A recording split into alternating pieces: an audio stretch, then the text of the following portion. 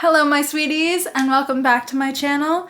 If you don't already know me, my name is Celise and thank you for joining my spooky little family. In today's video, we will be talking about Talk to Me. Let's get into the video.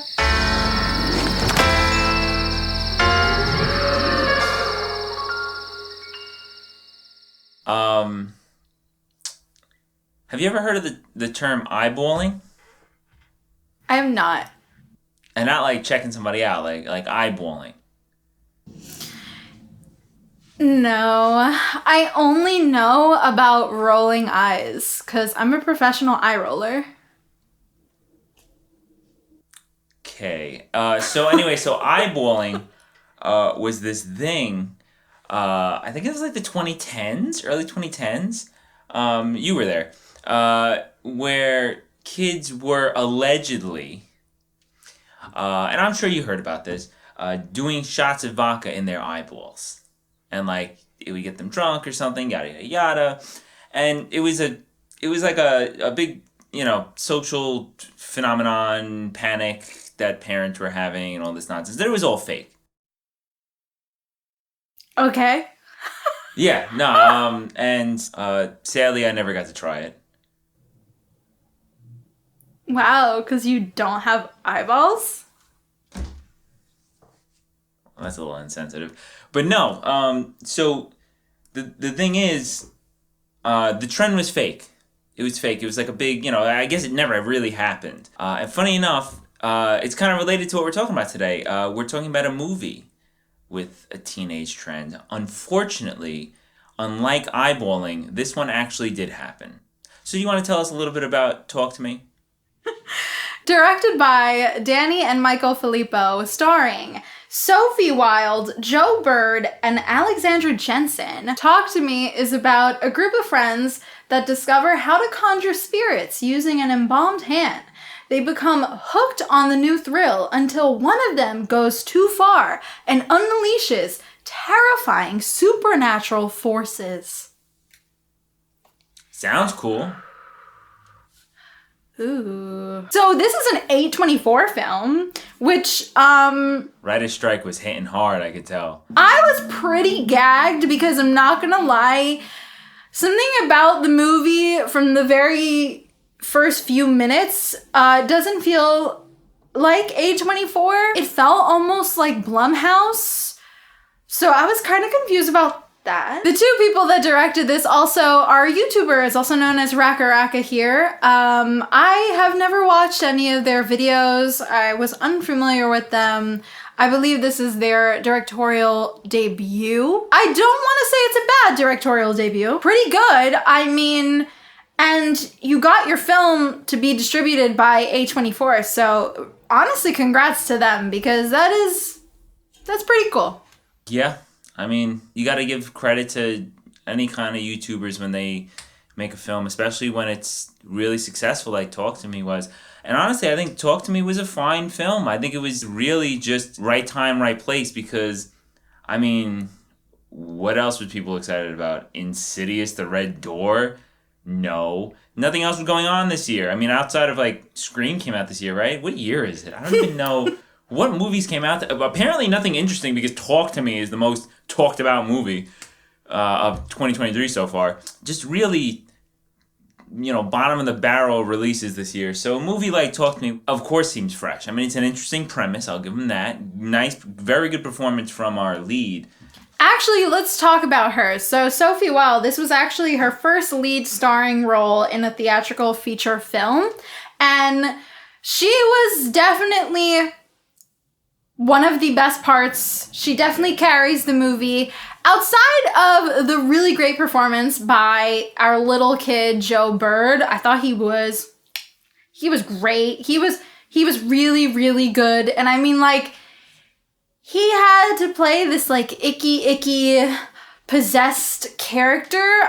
He was doing some really grotesque things, and he did a really good job. I mean, like, for a kid actor, slayed. And honestly, it's funny because, like, everything else about this movie is, in my opinion, unremarkable. But just when they are on screen, it is just so fun to watch. They're phenomenal. They are really great. And it is my first time seeing both of them. So They were really great. I can't wait to see what they do next. Let's talk a little bit about the story. This is where the movie starts going downhill because it is an interesting premise. I think the first act is a little slow, but it's solid. It's interesting. The hand is cool. That first time they show you the spirits, that shit was dope. I like that. That was cool. What's going on in Australia though? Do kids just like automatically assume that everyone believes in the macabre and it's just like, yeah, no, we know fucking spirits are a thing. Just gonna play with the undead? Like, is that... Yeah, honestly, pretty weird. Pretty weird. I have lots of thoughts about the story because it is definitely an interesting premise. I guess I must be built different because I just know me and my friends. But you know what? Maybe it's because I'm Latina, okay? Like, we don't mess with the brujeria. Like, we don't mess with that. So if you're telling me, if you're my friend and you're like, Mija, listen, we're playing this game. You gotta hold this hand and then you're gonna see some like demonic entity and then you gotta let it inside your body and like let it possess you for only 90 seconds. Because if we go over 90 seconds, they don't want to leave. Yo me muero. Like, what? I just don't get it. Are they getting some sort of like high from it? I guess so, because our lead character does end up saying that like she felt like she was glowing and it felt incredible and stuff. So like they're getting some sort of high from being possessed. So this is like their way of like partying. And we see that in like that montage where they're all like just like taking turns, like getting lit with the demons and like, yo no entiendo eso. Just do Molly and get pregnant like regular kids. Like, what is that? I mean, like, do they need to go to Degrassi? I just don't know. That's what Degrassi was missing. They were missing their episode where they all get possessed by wet, slick, gross demon spirit thing. I just feel like I wouldn't want to be a part of that. I also, even if I don't do it right, and my friend is like, no, we're going to go to this party. I want to do this. You could just watch and like record it. I'm not sitting there and recording that. Like, I'm not watching you turn into the icky, have black eyes, and like, it's not happening. You know what it really bothered me about it? Like, right? Zombies. They come after you, no matter where you are. Mm-hmm. Vampires, right? Nosferatu, right? He's coming for you. He's gonna travel. He's gonna take a boat to you. Right. They don't drink wine. Yeah. So what I'm saying is like, it's not your fault. You know, like it's going out of your way to get you. Right. This one.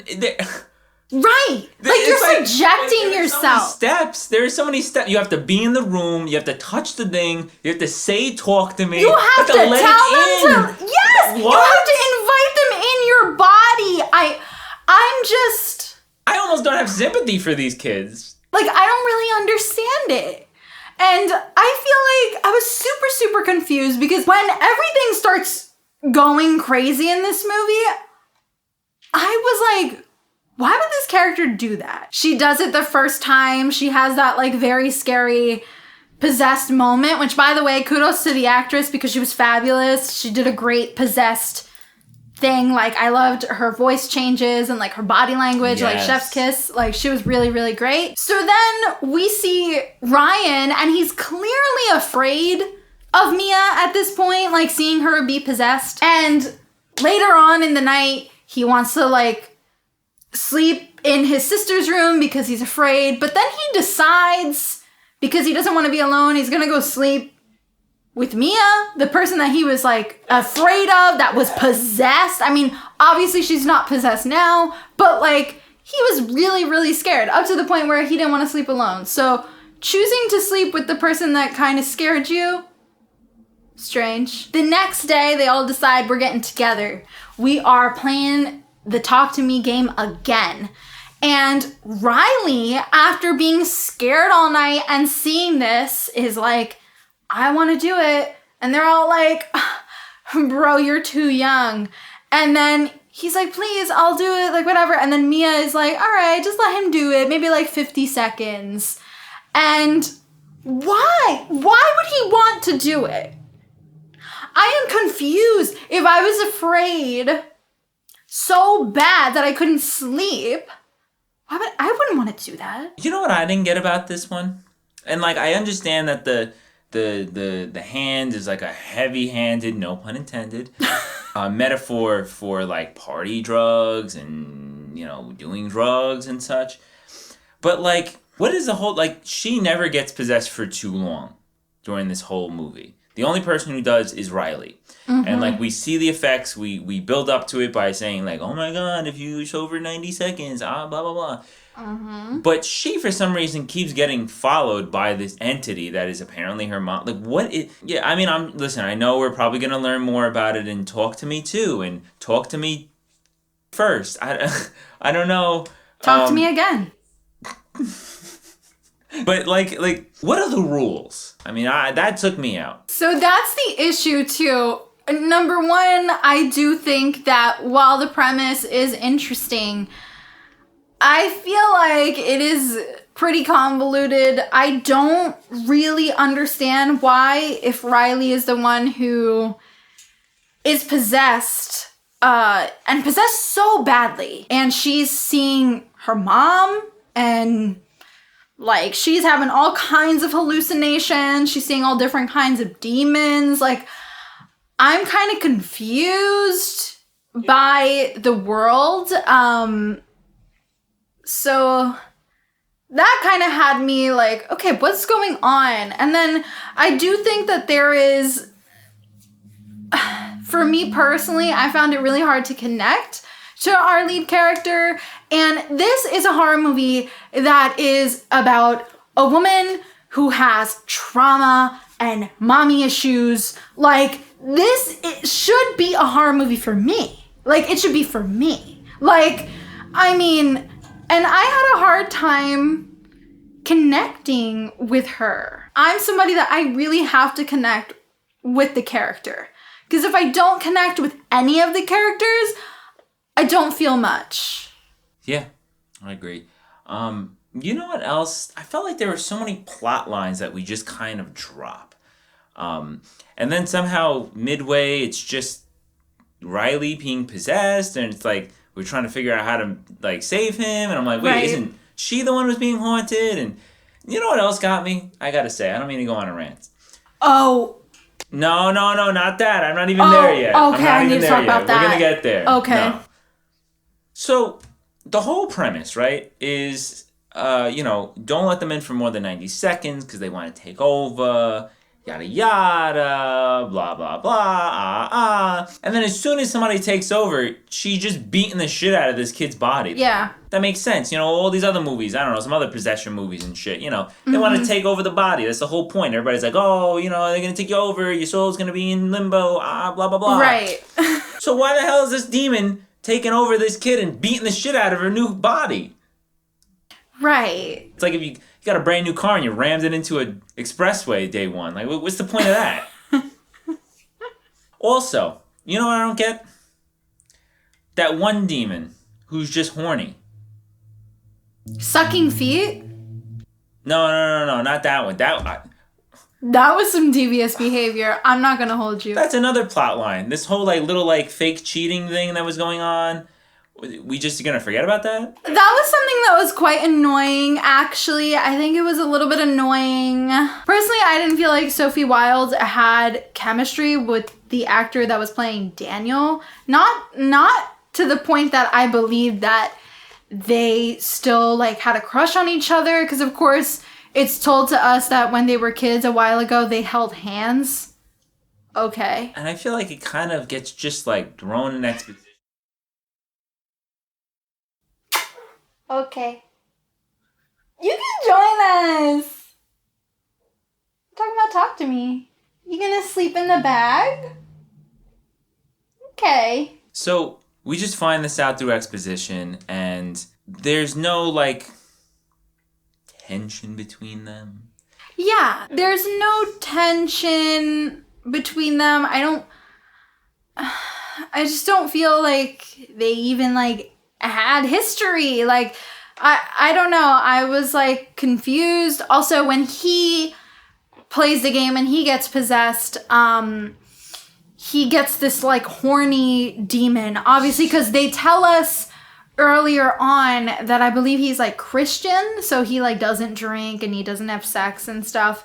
But he wants to get possessed. So when he gets possessed, obviously he gets the horny demon, and he starts saying things like, you know, like he doesn't like the way you touch him, and he was basically looking at his current girlfriend, who is Mia's best friend, and then he ends up looking at Mia, like, and obviously this demon is making him touch himself, and she gets all like hee hee ha ha giggly. Meanwhile, that's her BFF, and she's full on being like pick me vibes. To a demon.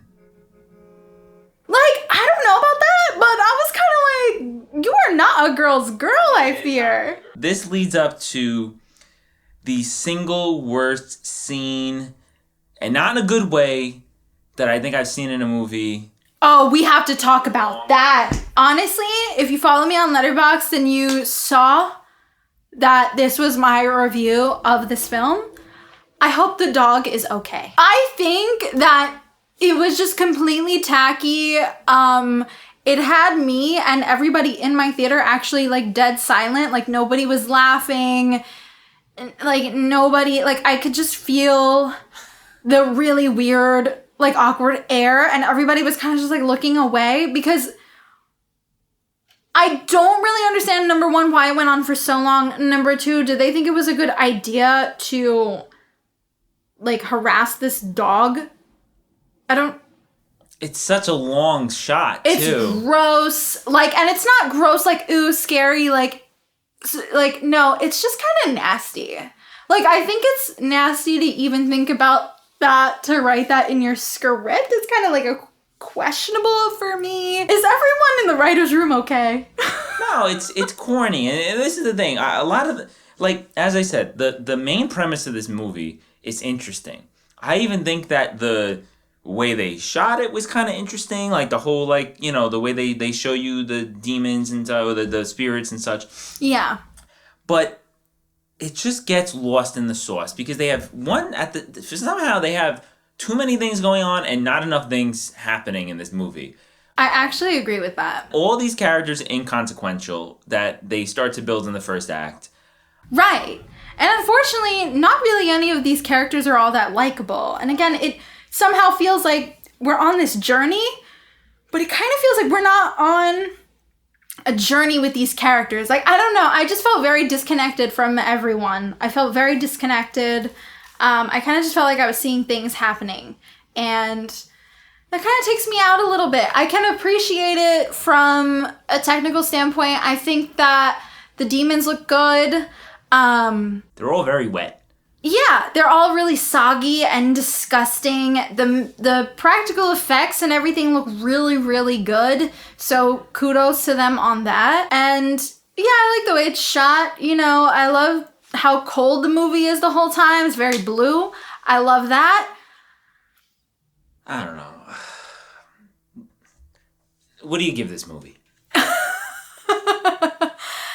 I am going to be giving Talk to Me 2.5 Levs out of 5. I almost gave it 3 because I really did enjoy Sophie Wilde.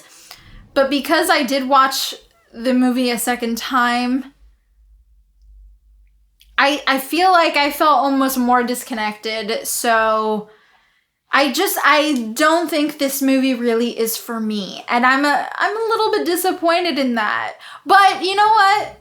Kudos to the directors. They do deserve all the success. You know, that is a big deal. It's cool to see one of my own make it and do an A24 movie. So congrats to you guys. This is like really cool. Just isn't for me. Yeah, I think I'm going to have to agree with you there. I'm not going to be as generous, though. I'm going to be giving this one 1.5 Levs out of 5. Gagged. 1 for Sophie Wilde's performance, and a half for good try. I mean, I was gonna give it 2, but then the dog scene, and I was like, nah, can't do that. So yeah. Listen, I mean, is it a fine film? It's fine. You know, if everyone was just like, oh, that was a really fun movie, that was it, I would be like, dope. I agree, it's cute. But everyone's kind of acting like this is the hottest shit since Terrifier, and you know, I gotta tell you the truth. Nobody's gonna be talking about this movie after like 3 weeks. This movie is fine. It's cute, but it is not as hot as y'all are making it out to be. I do give kudos to the directors, as you said, because it's dope to see some YouTubers making a movie. It's very cool. I hope to be a YouTuber that makes a movie with A24 too someday. Kudos. All right, you guys, that is it for today's video. Thank you so much for watching. Don't forget to like and subscribe, as it really helps me a lot. And please be sure to click that little notification bell to be up to date every single time I upload. And let me know in the comments, did you enjoy Talk to Me? Is it one of your favorites of the year? Did you also think it was like a little bit mid? I'd love to talk about it. Thanks so much for watching, and I will see you guys in the next one. Bye.